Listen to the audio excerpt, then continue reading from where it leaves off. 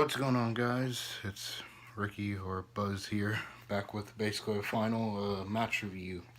And I'll be covering Napoli and 2-0 win against Napoli and the 2-0 win against Atalanta on the final match day, as well as controversy surrounding Antonio Conte, his remarks, and some bizarre, crazy transfer decisions that are happening at the moment.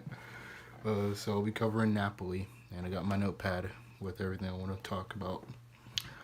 So we beat Napoli 2-0 with goals from Daniele D'ambrosio and Lautaro Martinez as well. This match saw the return of Stefan de Vrij back in the lineup, which I had suspected he was going to be out till the Europa League and maybe be rested because he had went off injured a couple matches prior.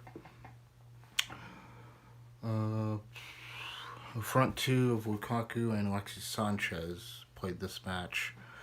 It was a pretty good match to see Lukaku and Kuda and Koulibaly go at it.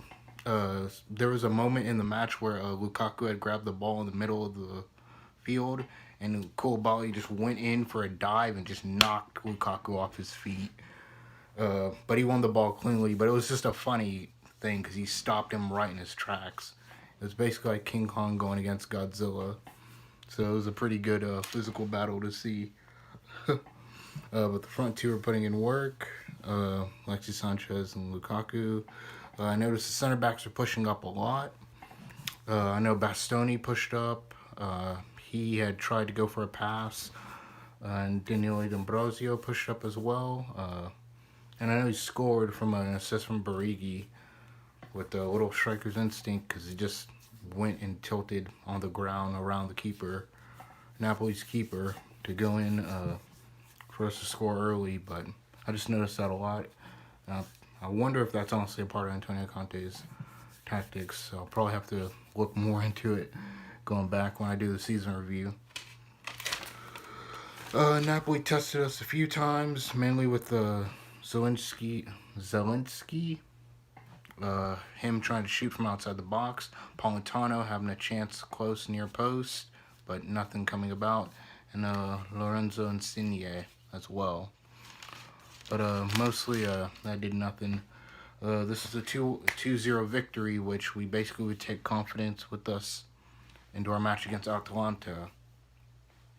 Which prior to the Atalanta match, I honestly thought I didn't think we would lose, but given the way that Atalanta's form has been, and they're basically the most informed team at the moment in Europe, I assumed we would get turned out like a pretzel, twisted in and out, and maybe they probably would not break the 100 goal scoring record, but they would probably get close to scoring 100 goals on us. But this match saw a complete shutout, and didn't go the way I thought it would.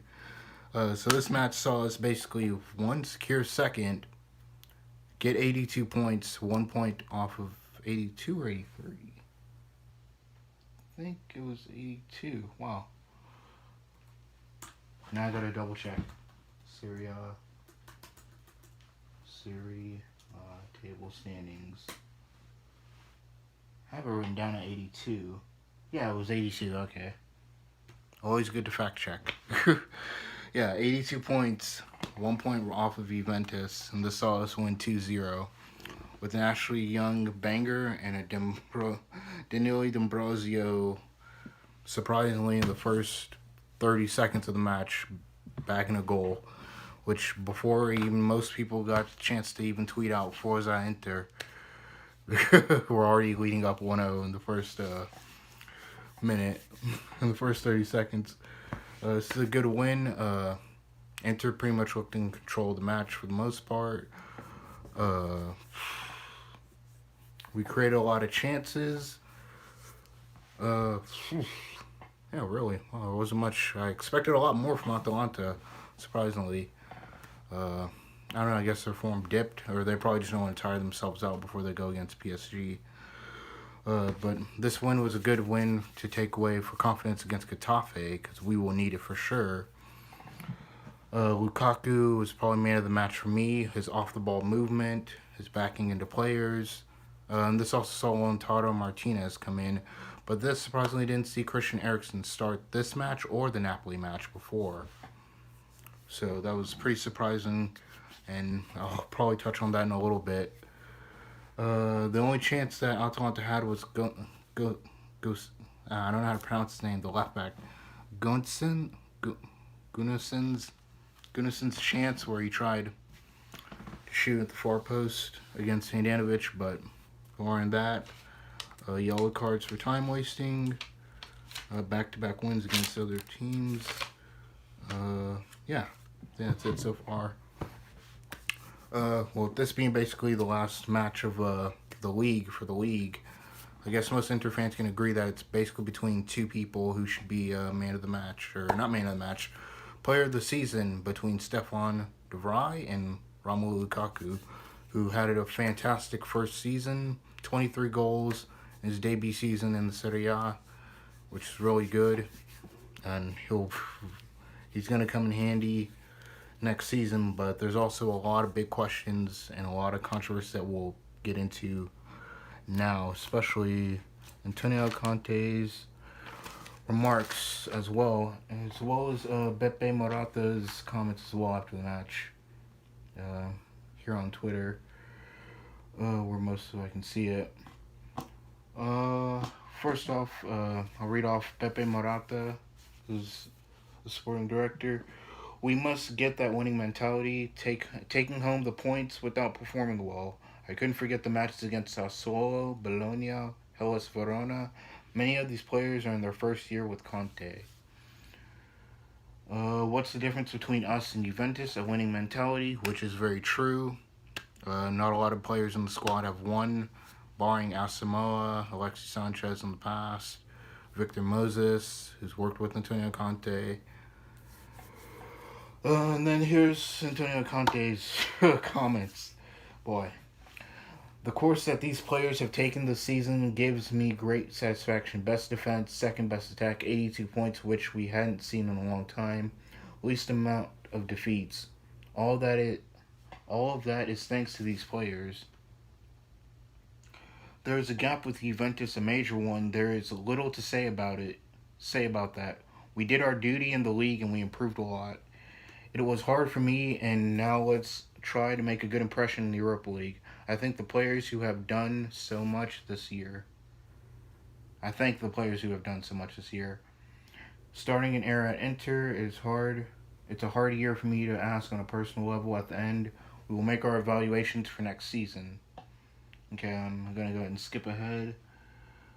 Yeah, this is where people start to have their ears perked up. I've seen attacks against me and Inter.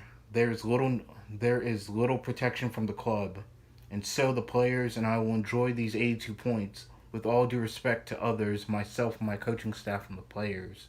The median gap with Juventus in these past 8 years was 25 points, and we managed to get all that down. This year they killed me and the players.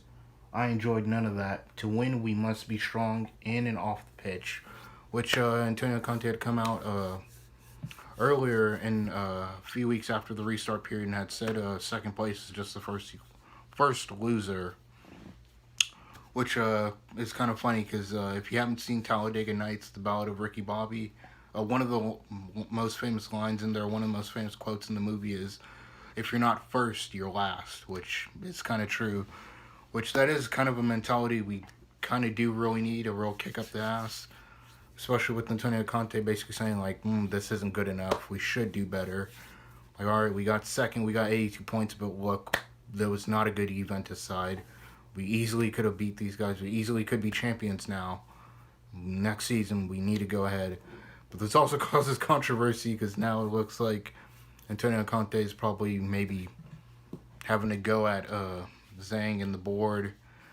And now it's kind of has not a split in the Inter base, but kind of Inter fans are a bit skeptical and a bit, what's the word? I'm thinking. I can't think of it at the moment. But just a bit, scratching their head and a bit confused. Because it seems it's almost like Antonio Conte is complaining. The players that you wanted have been brought in. You basically had to go with Jose and Tottenham and having to go trying to get Ericsson. You don't play him. You do play him.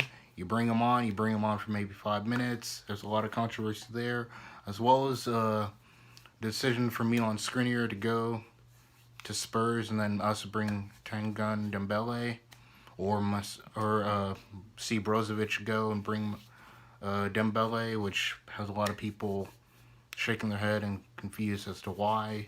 There are a bunch of other midfielders we could go for.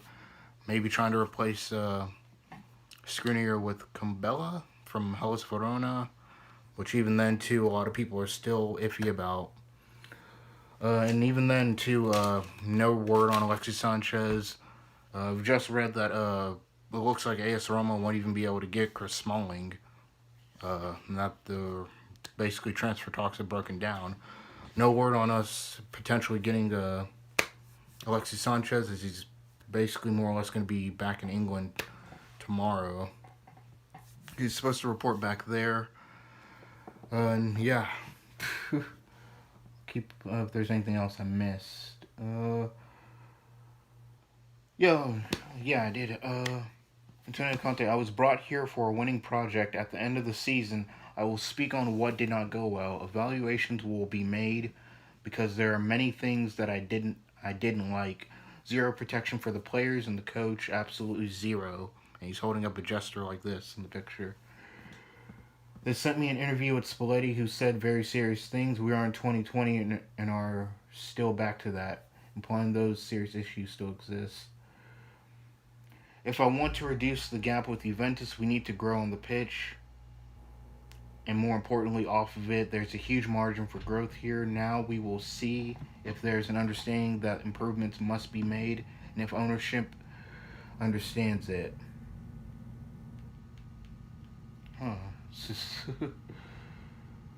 Oh boy. Conte.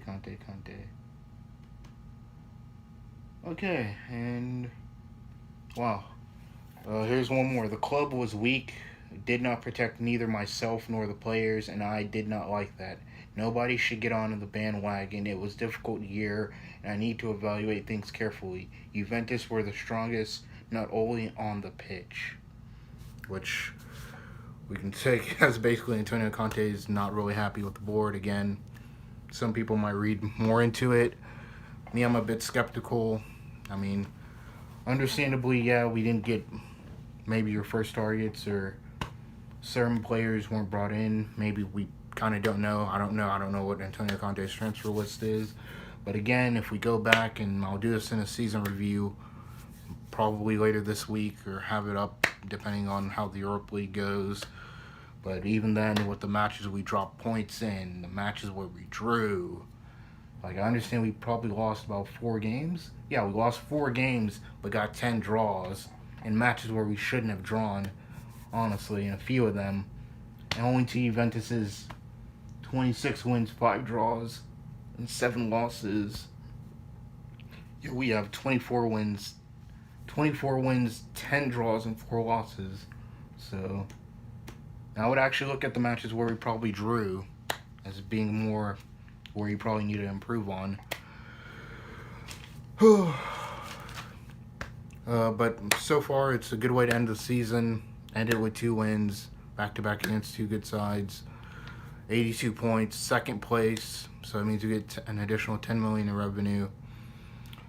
And take good confidence against Getafe, which we will need. So, yeah. Is there anything else that I missed?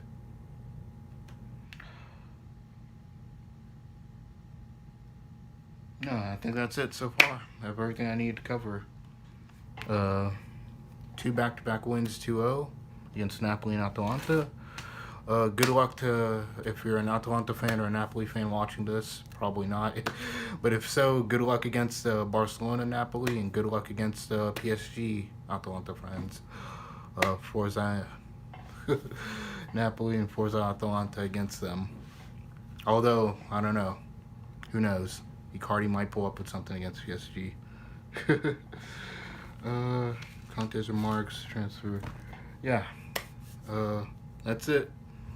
Buzz, this has been my match review of Atalanta and Napoli, as well as Antonio Conte's remarks. Oh, I think I'm forgetting one more thing. Yeah, we do have something else to look forward to. Hakimi's been officially signed, so we have another right wing back. Still no word on what's going to happen with Lazaro, if he's going to stay at Newcastle or if he's going to come back. I think we've completed. I think Sandro Tonali's done, or it's just rumored that we might loan him for 10 million and with an obligation to buy for 35 million. So I'm not sure. I'll keep an eye on that. But Hakimi is officially done, and then there's Messi rumors, which I don't know how that will playing out or go, but hopefully it goes well. I would love to see Messi in the Serie A in a different league outside of La Liga. But he can do it on a cold, rainy night in Stoke. He's done it against Premier League teams before. So, yeah. Buzz, this has been my review and everything for the final 2 matches of the Serie A season. Hopefully, Inter fans enjoy this win. Let's go on and get ready for Getafe. Leave your comments and what you think down below. Leave a like, comment, and subscribe. And I'm out. Peace.